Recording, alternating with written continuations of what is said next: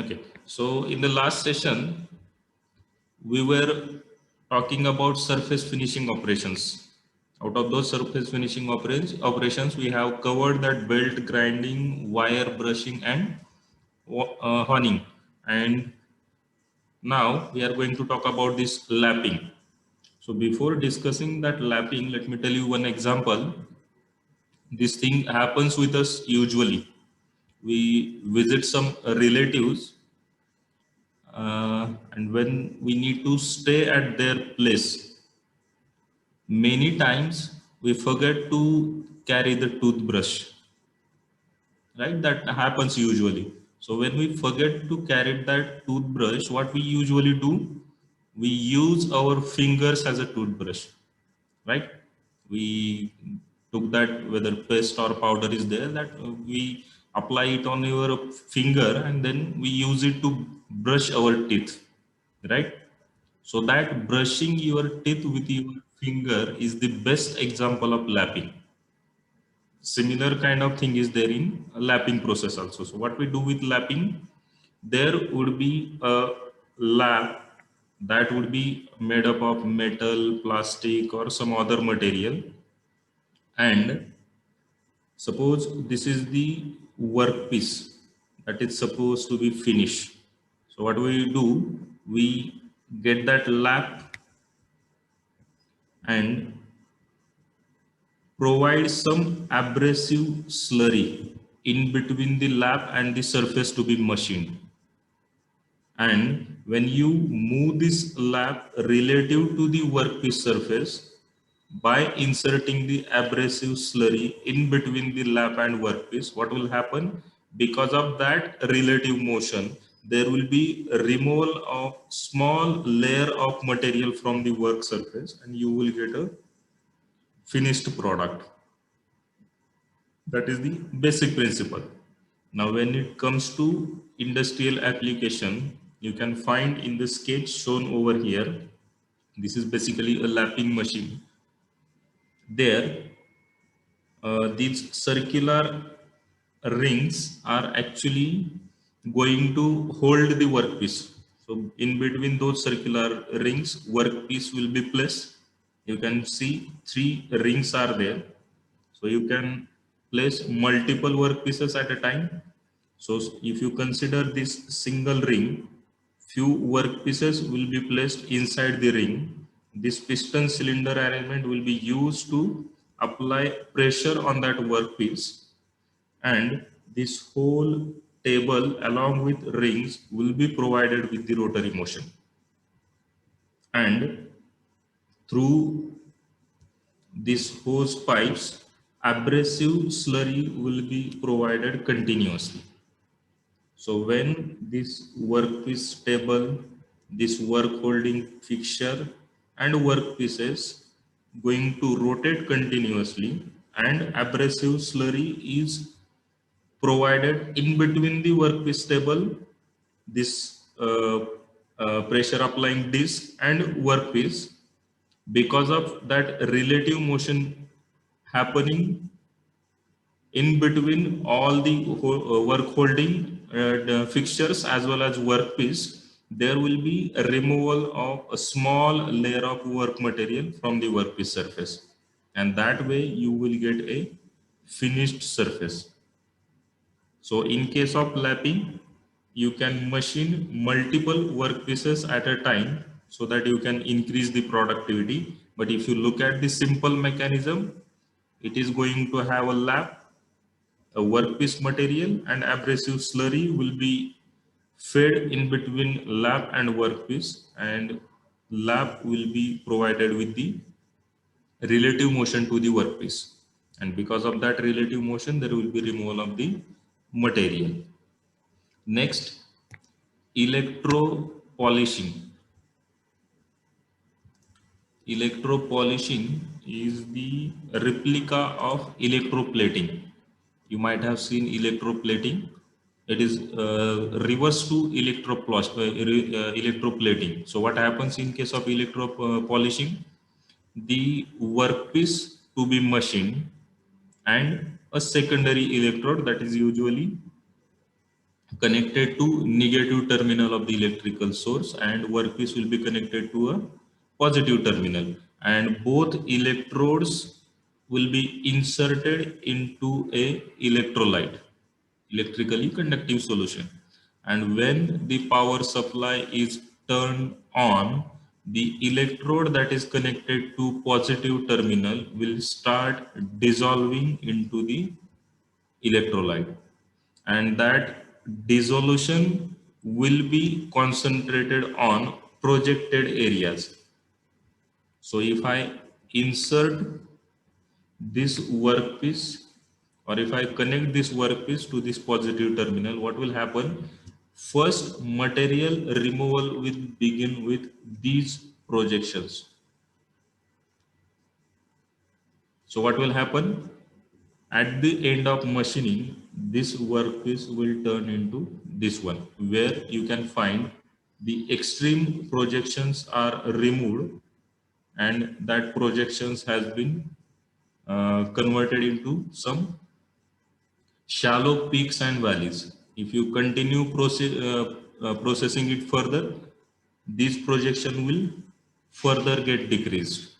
So that way, a material will get dissolved into electrolyte and you will get the finished surface. That is the basic principle of electropolishing. In electroplating, that we are not going to talk about much, but in electroplating, the material will start uh, dissolving from one electrode and it starts depositing on the another electrode, and that depositing is nothing but the electroplating. But here, that deposition is not our intention is to remove the material from this electrode, so that dissolution is the focused thing. So that way you will get the metal removal and finished product. So that is working principle of electropolishing. Next,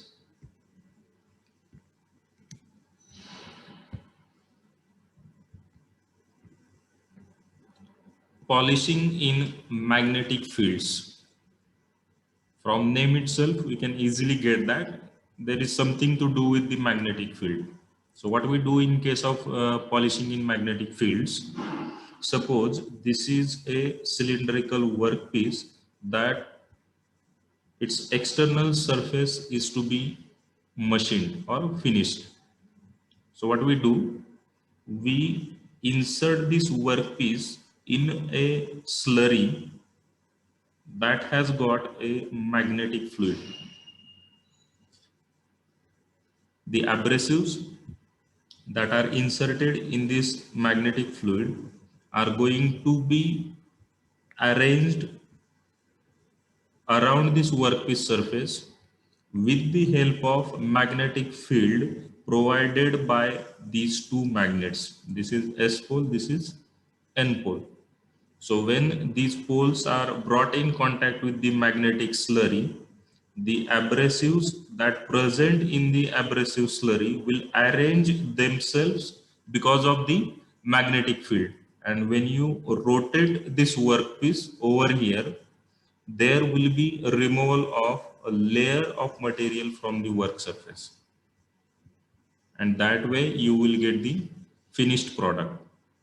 So basically magnetic field is going to help you to orient the abrasives at certain positions, and that way they will help in removing the material from the work surface. That is the basic principle of the magnetic polishing. And the last process is buffing. It is similar to polishing, but the wheel that is used for the polishing will be usually made up of cloth. So this wheel is there that is made up of cloth that will be rotated, and suppose this is the workpiece that is to be finished. So there you will insert the abrasive slurry, and this wheel will be rotated with certain velocity. So what will happen? This wheel will rotate, the abrasive slurry that comes in between the wheel and work surface will remove material from the work surface, and you will get the polished surface. This kind of operation you might have seen in showrooms or the garages where the cars, jeeps, or those vehicles are being cleaned and polished. If you own a vehicle, you might have seen this one. Even for some two-wheelers also, people used to do this. To apply the coat and polish that coat, we go for this buffing process. So it is one of the polishing operation. So here we are done with unit number 1. These are some questions that could be framed on whatever we have seen till now. So if there is handwritten examination or offline examination, these questions are going to be helpful. And if examination is to be held online, then MCQs are there. The question banks will be provided at a time, as well as we are conducting quizzes, and that quizzes are also going to help you to prepare for the examination. So take a look of these questions as well as MCQs. Both are going to be necessary this time. So we are done with unit number 1. If you have any query, any doubt, you want to ask something related to unit number 1, I'll wait for a few seconds, or else I'll proceed to the unit number 2. Any doubt, any query, let me know.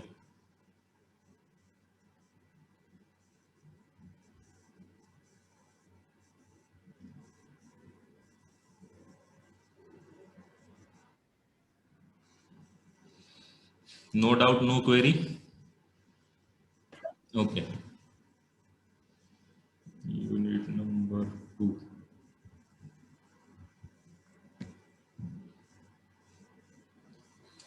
Okay. The second unit that we are going to begin with is mechanics of metal cutting.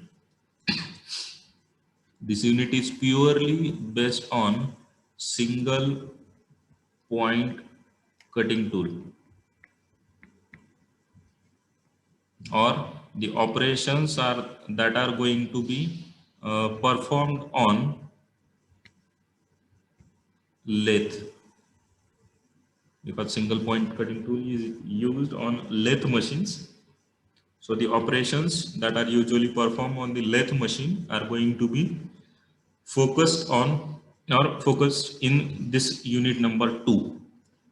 We are going to discuss various things right from the cutting tool geometry till the design considerations that are supposed to followed or referred while applying single point cutting tool machining to a particular application.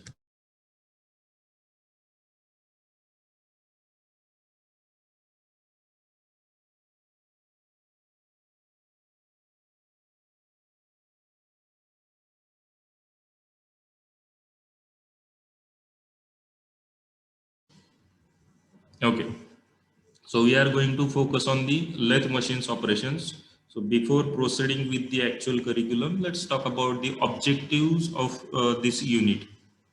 What we or why we are going to study this one. Just a second.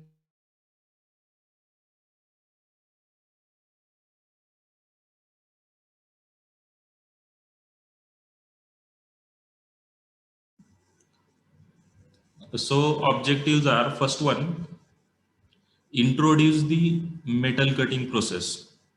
So we'll begin with the metal cutting process. What exactly means by single point cutting tool applications, or how to remove the material? What is the need of this metal cutting process, or why we need to go for this metal removal process? That things will be discussed. Then next objective would be uh, correlating the various process parameters. Whenever we talk about any process, there are certain parameters that we need to study in details, because those factors or parameters are going to decide the efficiency of that process. or how effectively you can apply that process to a certain applications, that is going to be decided by that process parameters. So having a good or sound knowledge of those parameters is going to help a lot. So we'll be discussing those parameters also. Then single point cutting tool geometry. As this unit is focusing on single point cutting tool and its application, we are going to begin with the single point cutting tool geometry. When you generate a single point cutting tool, what parameters do we need to consider, that we are going to discuss over here. Then by using that single point cutting tool, when you remove material from the work surface, the material is going to be removed by mechanical deformation, and that deformation will be in the form of chip formation. So we are going to discuss the chip formation mechanism, the types of chips that are going to be there when you use this single point cutting tool machining, when those types of chips generates, which types of chips are desirable, which ones are undesirable, how those types of chips are going to decide the surfaces to be generated, that we are going to talk. And there are certain types of chips that are undesirable, and to avoid formation of those types of chips, we need to use chip breakers also. So we'll be talking about need of using these chip breakers and what are the different types of chip breakers that you can use, that we'll be talking about. Then we are going to differentiate between, there are two major types of cuttings. The first one is orthogonal cutting and second one is oblique cutting. So we are going to differentiate those two processes. And last one is the cutting forces generated in metal cutting. What are the different theories that are used to calculate the forces that are going to be generated using while the metal cutting? Because there are certain forces that are going to be generated while metal cutting, which you can measure directly, and some forces you cannot measure, and that forces need to be calculated from the forces that you have measured. And to calculate those forces, there are two theories that we are going to study. Merchant theory is there and Lee Schaffer theory is there. Those theories we are going to discuss in details. So these are the objectives associated with this unit number 2. Next, now what is exactly mean by metal cutting and why we need to go for this metal cutting? So machining, or we can call it as a metal removal process also. So it is basically modification of the surface of the workpiece using the removal of material. For example, the sketch that I have drawn multiple times earlier.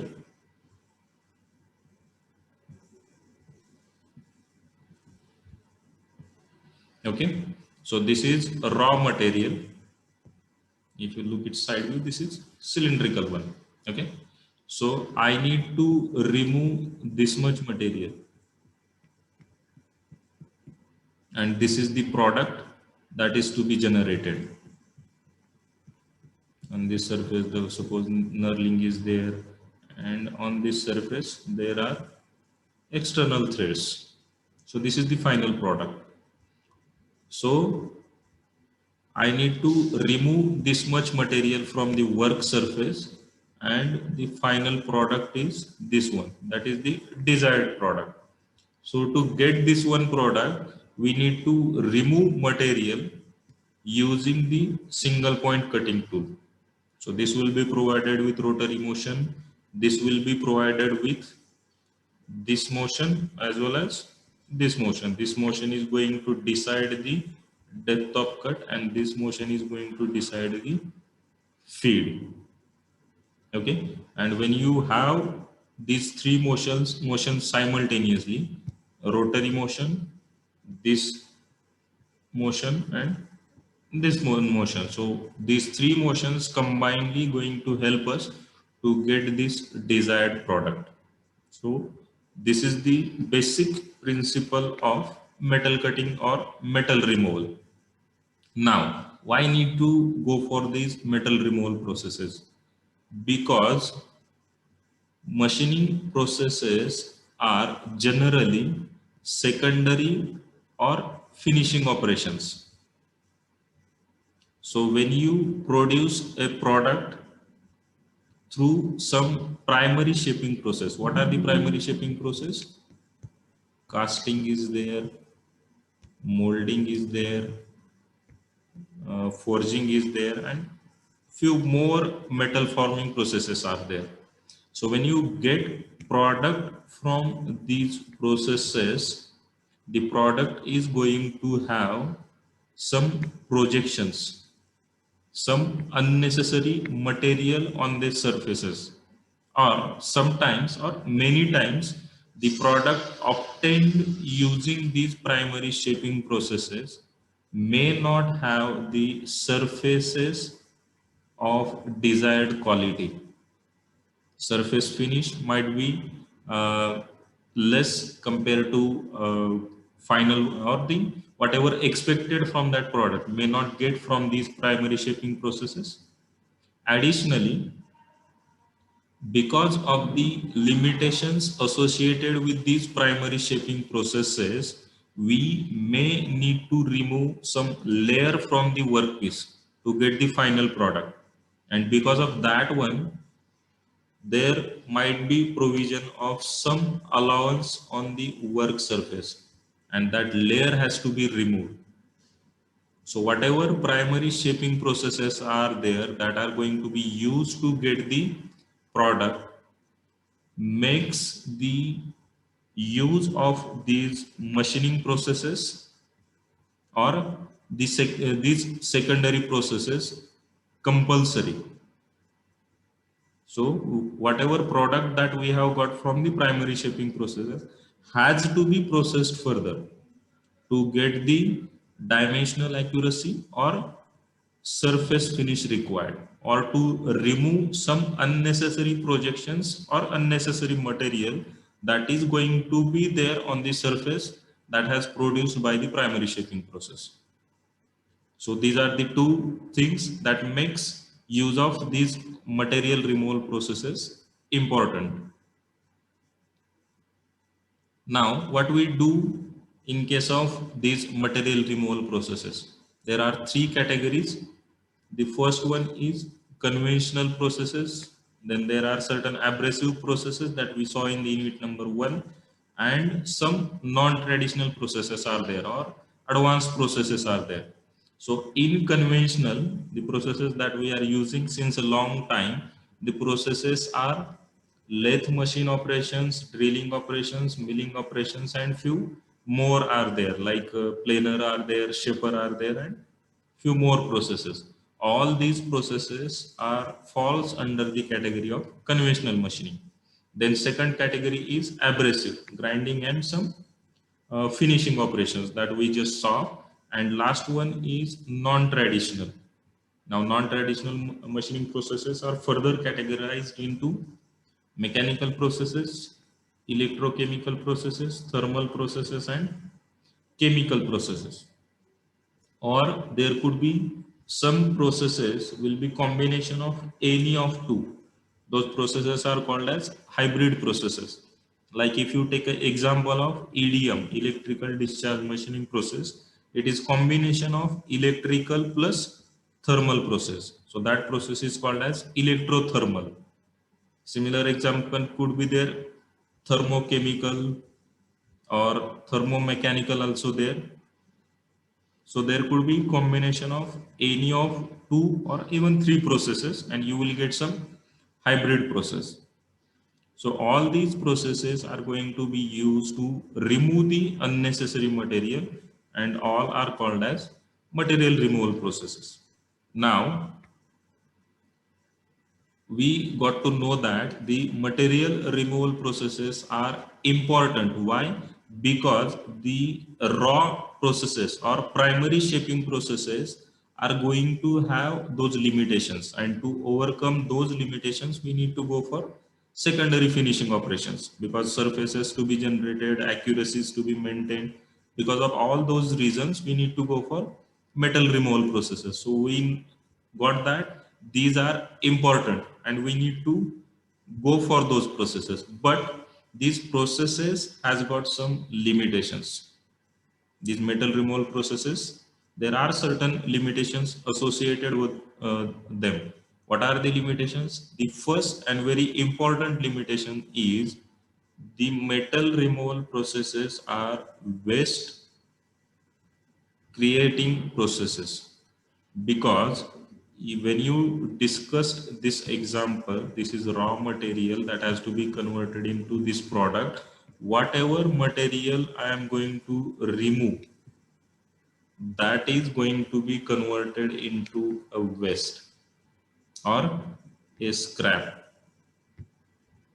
When you buy this raw material from the market, the amount that you are going to pay, and when you sell the scrap generated, and suppose that amount you get, there is going to be a huge difference.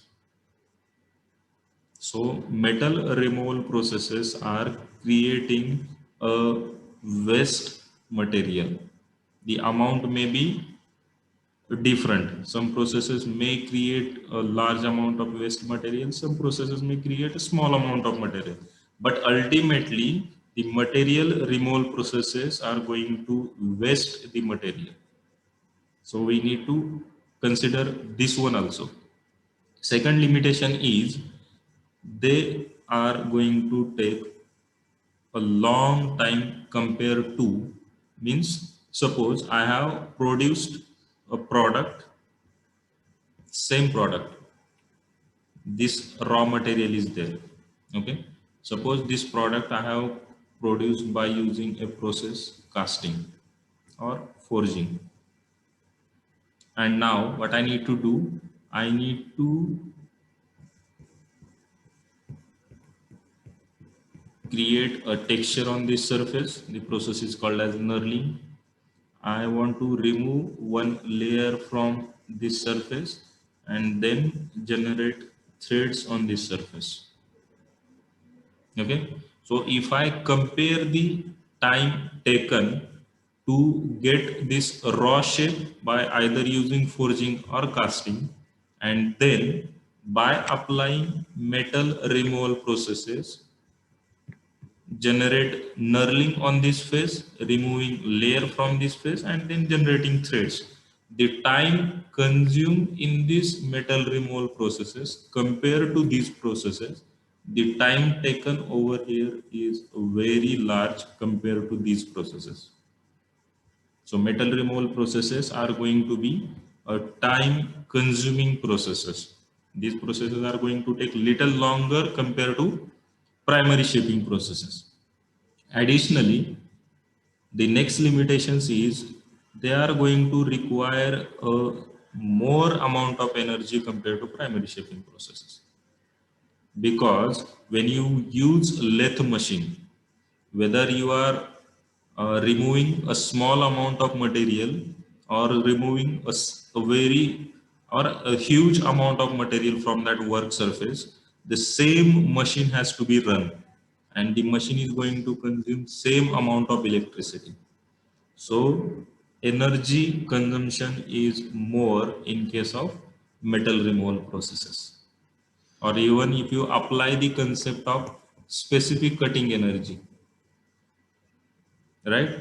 So when you apply this specific energy concept, you will get better idea why this energy consumption is more, that we'll discuss in the upcoming slides.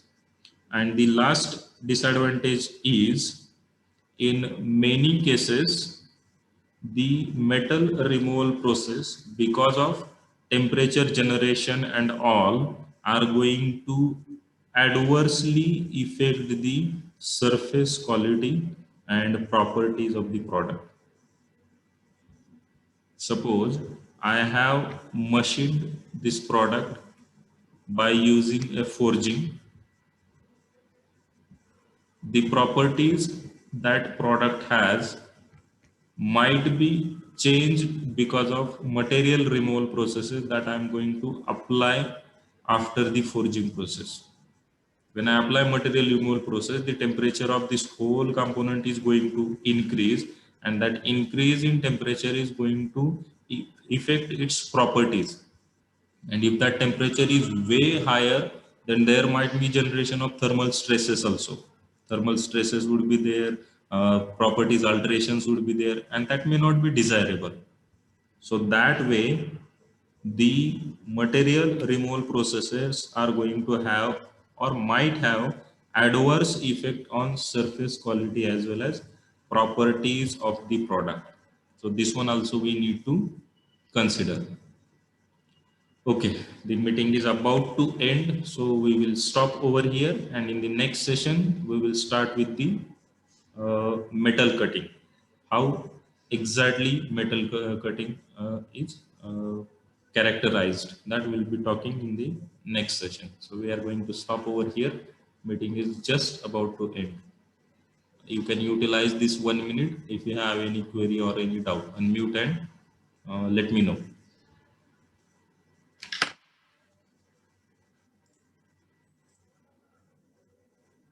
Yes, any doubt, any query, you can unmute or even you can put it in a chat window also.